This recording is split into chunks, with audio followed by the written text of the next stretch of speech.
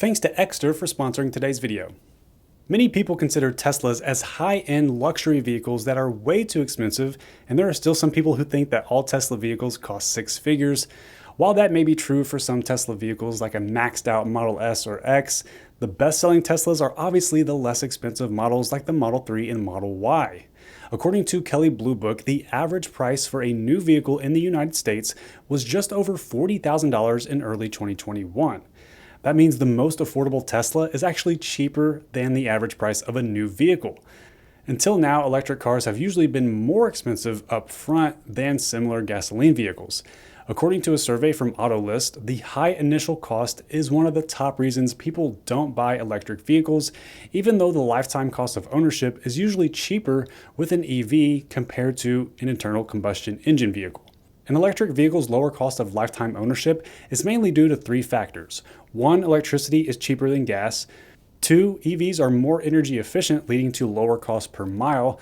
And three, less maintenance is required due to fewer moving parts. Another big cost advantage for EVs that won't always be around is the current tax incentives or rebates that are available for certain locations and vehicles. Now, many electric vehicles in the US still qualify for a $7,500 tax credit, and there may be a new upcoming tax credit in the US that will allow for even more manufacturers such as Tesla and GM to take advantage of a tax credit for customers. But EVs are still relatively expensive initially, but how much does it really cost to be a Tesla owner? Well, you might be surprised. I've owned Tesla's cheapest vehicle, the Model 3, for over 3 years now, and in this video, I'll go over every single dollar I've ever spent on my Tesla up to this point. In 2018, I bought a red, long-range Tesla Model 3 with premium interior and enhanced autopilot, which came to a total of $56,000. And the sales tax tacked on another $3,422. However, I did receive the full $7,500 tax credit, which brought my total upfront cost to $51,922. There's no denying that is an expensive car, even after the tax credit.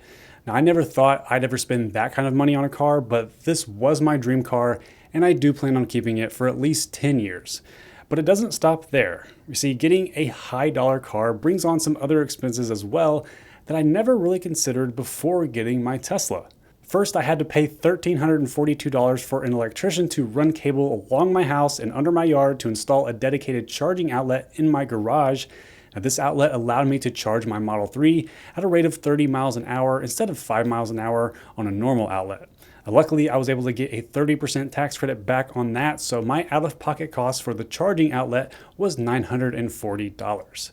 Now, the front bumper on a Tesla is flat, so there is a decent-sized area of paint where a traditional grille would be on a gas car. And after seeing many other Tesla owners' recommendations, I decided to get the entire front end of my Model 3 covered in a clear paint protection film called XPEL.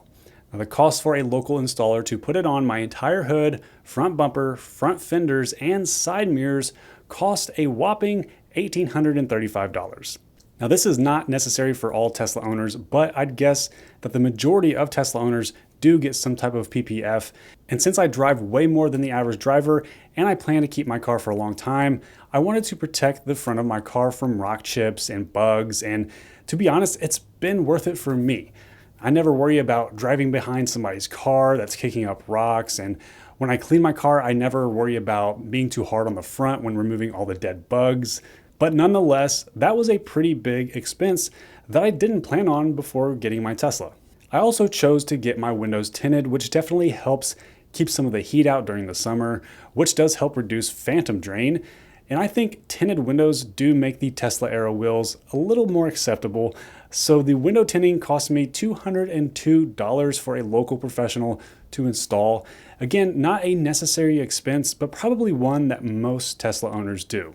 Speaking of necessary expenses, Father's Day is right around the corner, and what better gift to buy for dad than from today's sponsor, Exter. Exter specializes in slim, minimalist smart wallets, and their newly released aluminum card holder is a space-grade smart wallet built for quick access. It comes in 8 different colors and fans out your cards at the click of a button, sort of like a switchblade, and it's much thinner than a conventional wallet. It has built-in RFID protection, so you don't have to worry about wireless theft, and it can hold up to 6 non-embossed cards plus some cash. Now, what's really cool though is the optional solar tracker card that lets you quickly find your wallet using your smartphone.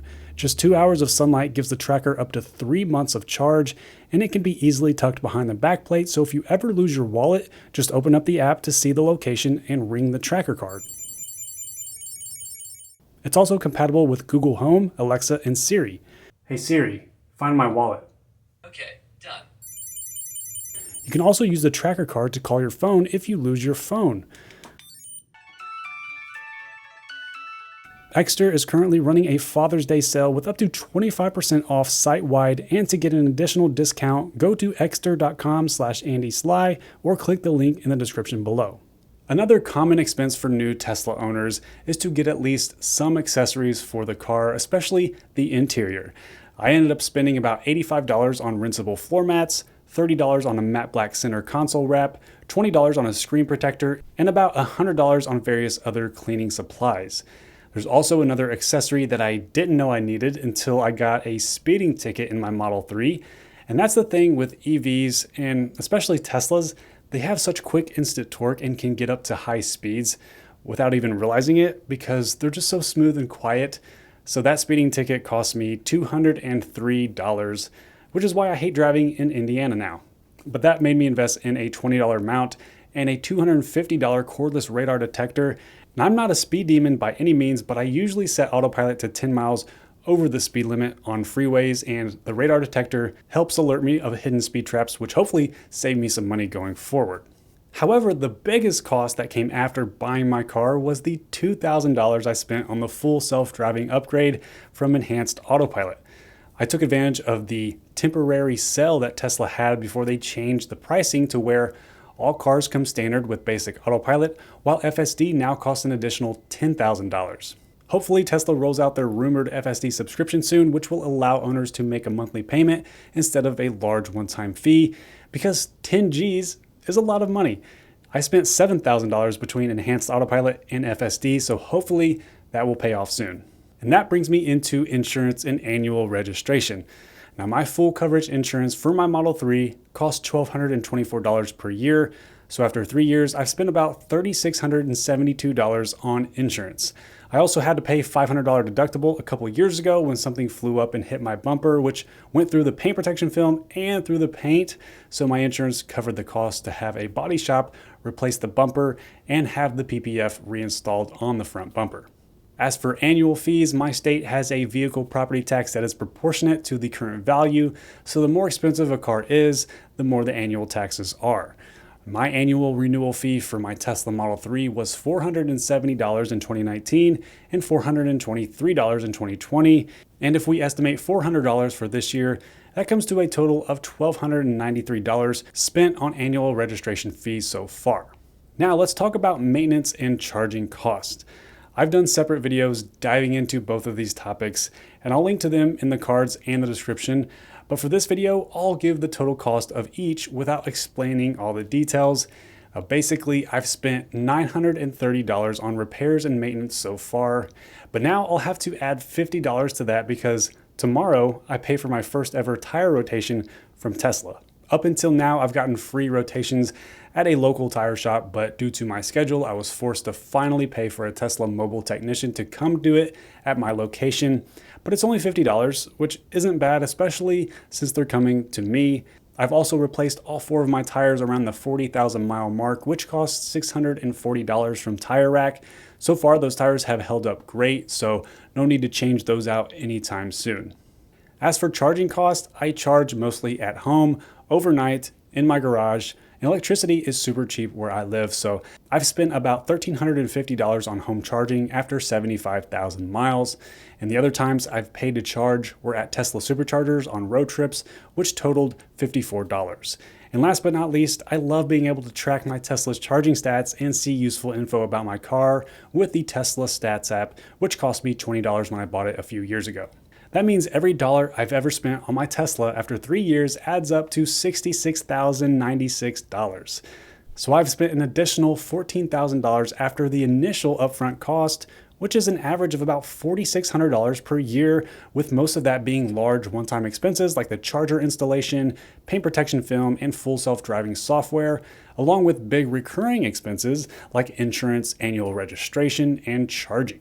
But keep in mind, I drive about twice as much as the average driver, and the cost of insurance and annual registration will vary and depend on the driver and your location. And I bought my Tesla before the prices were lowered due to the tax credit phasing out. But even when the tax credit is gone forever, battery prices are constantly getting cheaper. According to Bloomberg, in 2019, the average cost per kilowatt hour was $157. Then in 2020, it was $137.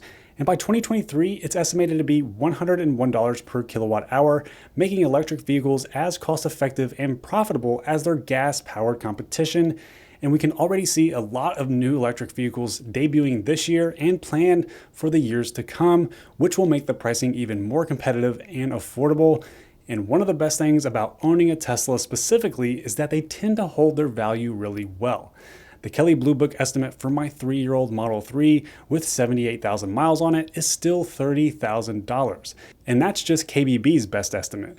This used 2018 Model 3 with 71,000 miles is already reserved by a buyer on Carvana, which makes me think I could probably get $35,000 out of mine if I really wanted to. But my plan is to keep my Model 3 for at least 7 more years and see if it can eventually make me some money with Tesla's future robotaxi service. It's definitely a stretch, but I'm willing to wait for it, and I am completely satisfied with my Model 3 so far, and it has definitely been worth the cost so far for me. I hope you enjoyed this cost breakdown. Let me know if the cost was higher or lower than expected. Give this video a thumbs up if you enjoyed it, and subscribe to see more Tesla and tech videos in the future. My name is Andy. Thanks for watching. I'll talk to you in the next one.